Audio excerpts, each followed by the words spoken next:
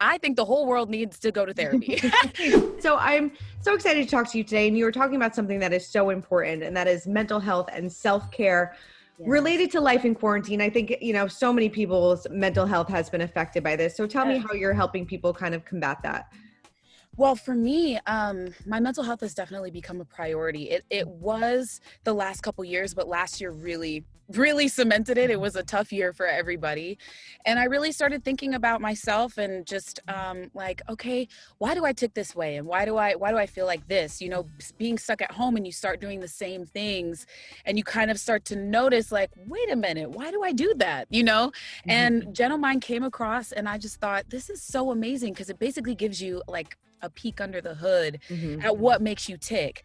And it's been really cool because you learn through these 7 core genetic capabilities, which are stress, memory, focus, eating behavior, substance abuse, sleep patterns, like all those different things. And it's been really interesting. I got my mental health map and I actually pulled it up like before we got on and I was like, okay, wait, let me take a look at this again. And under focus and memory, everything is normal. And then I have this predisposition to impulsivity that I was like, you know what? That's actually really true. If I see something, I'll just be like, yeah, let's go. Like, let's go try it. But I didn't think that it was like I didn't know it was genetic. You know what I mean? So it's very interesting to be able to see those things. And the other thing for me that stood out was that I'm predisposed to daytime lethargy, which I, now being a mom, I definitely know that I have. But beforehand, I would always have like this little dip, which shows me that I have to step up my sleep hygiene, if you will, making sure that I go to sleep on time, that I'm not eating too much or the wrong things before I go to bed, not looking at my phone a certain amount of time before I go to sleep. So it's been really interesting to notice these things. And as a mom, it's really nice as well because I can figure out some things you can kind of look at and be like, oh, okay, I can see why some things trigger me because of this. And it's been really interesting to be able to know that. But I think just in general for everybody with their mental health, like you said, everybody's been affected by it. For me, therapy was the best thing that I've ever done. Like I'm always like, I think the whole world needs to go to therapy. Pretty much, the whole world needs to go to therapy. And it's just amazing to be able to talk things through. And with this, you can actually print out your mental health map and bring it to your therapist and talk through it, or you can bring it to your family and talk through it. Or if you're not even at that space yet, it's really nice to have these insights just for you. Totally.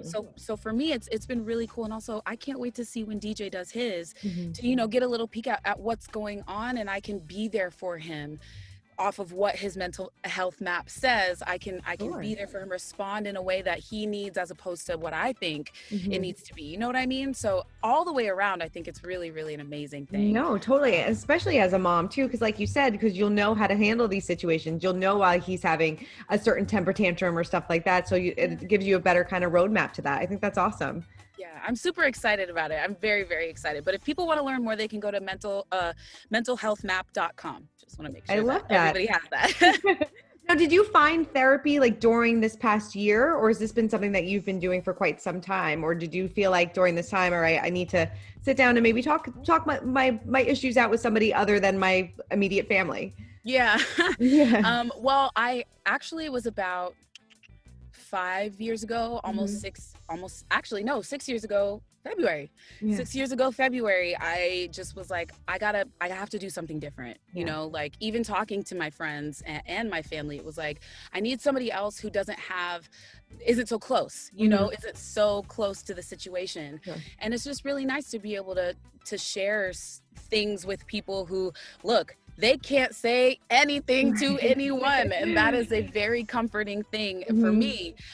So it's really nice to talk things through. And also with Dana and I, we've gone together as well, to be able to learn how to communicate, to work through some things early on in our relationship, and we still go for like little tune-ups. So it's amazing. It's an amazing thing. And it's an amazing tool if you find the right person who makes you feel comfortable. It's all about finding who works for you.